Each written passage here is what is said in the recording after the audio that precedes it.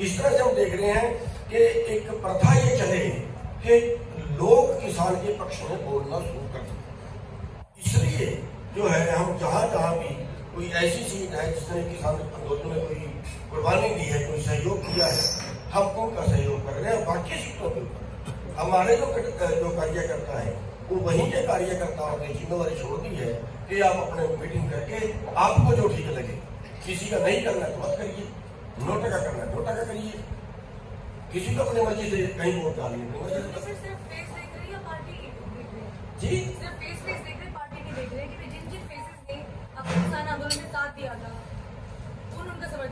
जो चेहरे हैं, जो वो चेहरे हैं जिन्होंने किसान आंदोलन में साथ दिया, हमारा धर्म बनता है, हमारा फर्ज बनता है उनका सहयोग।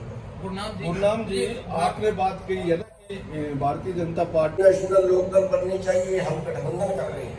6 महीने के बाद विधानसभा जो है कभी करते हैं, 6 महीने के बाद विधानसभा चुनाव होने जा रहे हैं, तो क्या आप लोग एक मिलकर चुनाव लड़ोगे? देखिए, कोशिश तो यही है कि जितने टूटे पीटे लोग हैं, जितने दबे कुचले लोग हैं, जितने शोषित लोग हैं, जितने कारपोरेट से पीड़ित लोग हैं, वो एक मंच पे आके लड़े।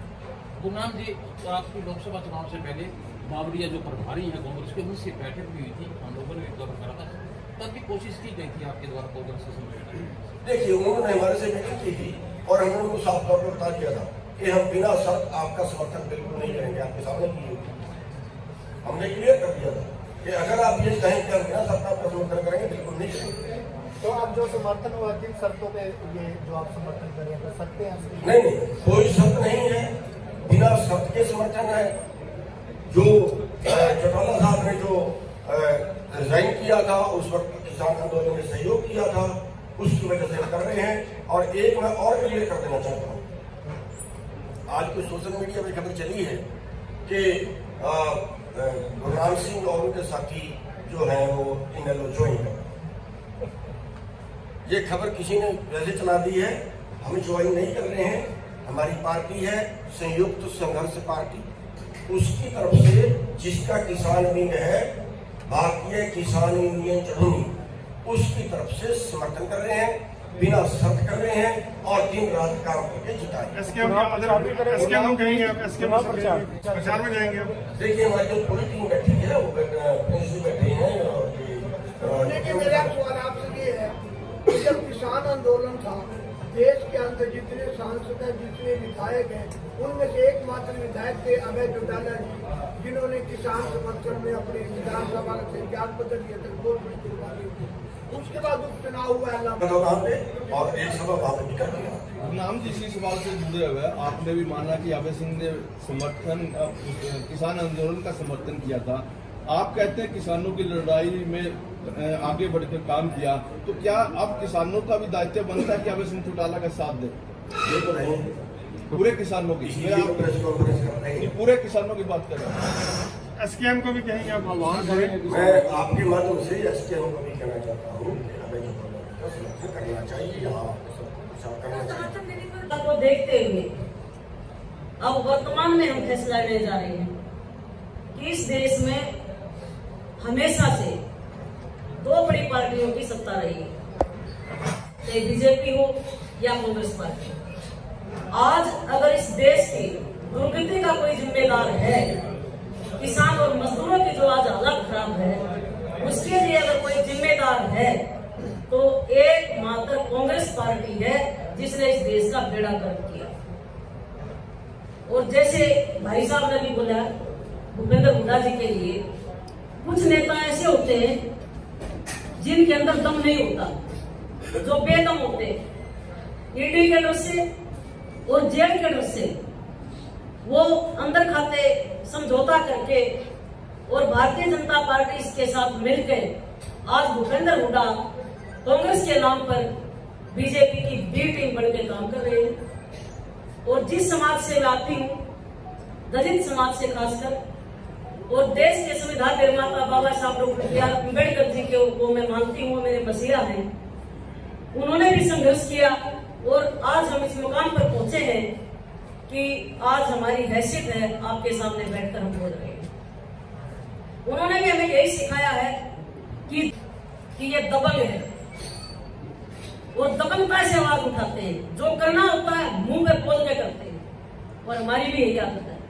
उसका कारण है जो सच्चा आदमी होता है, जो किसी का नहीं खाता, वो झुक के कभी बात नहीं करेगा, वो नजरों में नजरें मिला के बात करेगा। इसलिए आज मैं आत्मिक तौर से बिना बुलाए मैं भाई साहब का समर्थन करने आई हूँ और अपने समाज, दलित समाज, पिछड़ा समाज, जो भी हमारे किसान हैं, मजदूर हैं, सबसे मेरी प्रार्थना है भारतीय जनता पार्टी और भारतीय जनता पार्टी की बी टीम कांग्रेस को पूरे प्रदेश में हराने के लिए हमें अपने छोटा परिवार है हमारा, क्षेत्रीय पार्टी जो होती छोटा परिवार होता है, और एक कहावत भी है कि छोटा परिवार सुखी परिवार। इसलिए हम अपने छोटा परिवार बनाएंगे और हम हरियाणा के अंदर सुखी रहेंगे।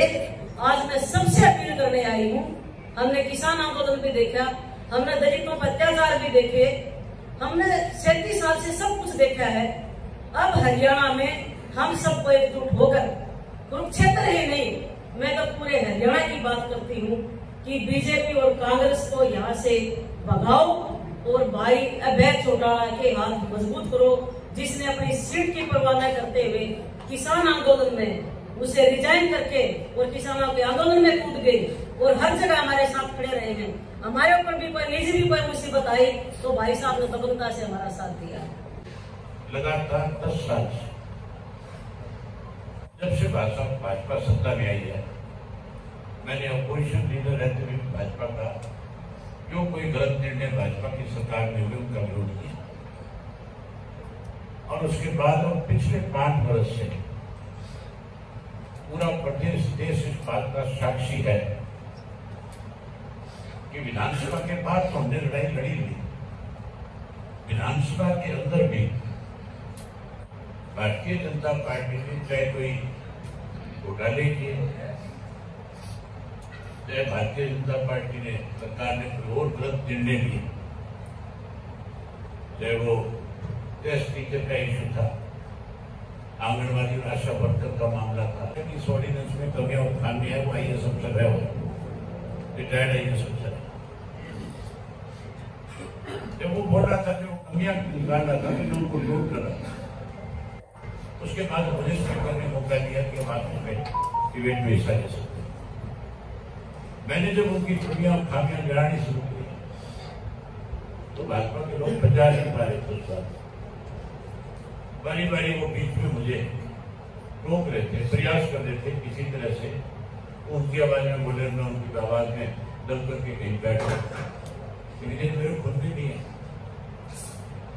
मैंने उनसे कहा का आवाज तो मेरी तुम्हारे से बहुत ज्यादा ऊंची है, तो तुम ज्यादा ऊंची आवाज में बोल रहे हो, हमारी सबकी जन्मपत्री मेरे पास है, और मैं एक एक के बारे में जब चर्चा करूंगा तो फिर उनकी आवाज में बोलना तो दूर की बात है, शक्ल दिखाने लायक भी नहीं।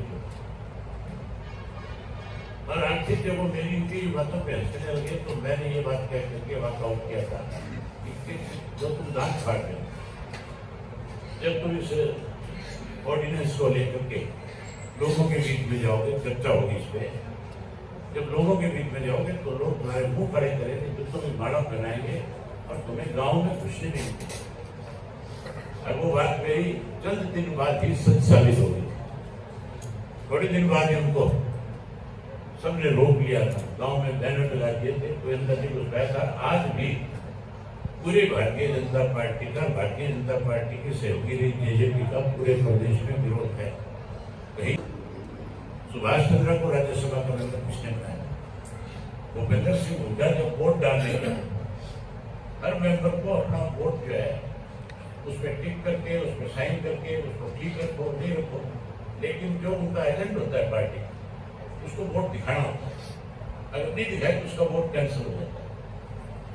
जब वो अपने एजेंट को वोट दिखाना था, जो उनका जनरल सेक्रेटरी था कांग्रेस का, सेंटर से आया हुआ था, उसमें दिखाया तो खाली छोड़ कर गया। उसके बाद 14 की पेन की शाही बनी। उसी दिन इस बात पे बोल लगा दी थी कि भाजपा ने ईडी के माध्यम से हुड्डा को उठाया हुआ है, और हुड्डा जो है जैसे भाजपा चाहेगी उसकी कठपुतली से उसमें काम करेगी। आज भी वही काम हो रहा है। आज अफवाह तो हमारे खिलाफ फैलाई जा रही है, ना तो हमारे लिए जा रहा है। लेकिन एक्चुअल में बी टीम के रूप में आज भी बदल से उनका काम कर रहा है। इस बात का सबक आप देखना लोकसभा के चुनाव में लोग इसको देखें। आज तो मैं विशेष रूप से आप सभाई आपका भी आभार व्यक्त करता हूँ और बैंकांता का सरदार गुरनाम सिंह जी का, दोनों का इस बात के लिए थैंक्स फॉर उन्होंने समर्थन किया। और अगली बात एक और कहना चाहूँ, अब ये इस चुनाव में इकट्ठे नहीं है, 4 महीने के बाद विधानसभा का चुनाव आएगा और विधानसभा के चुनाव में बहुत सारे और भी राजनीतिक दल हरियाणा में हैं जिनके अपने संगठन है। चौधरी देवीलाल में आपको याद होगा सन 1987 के अंदर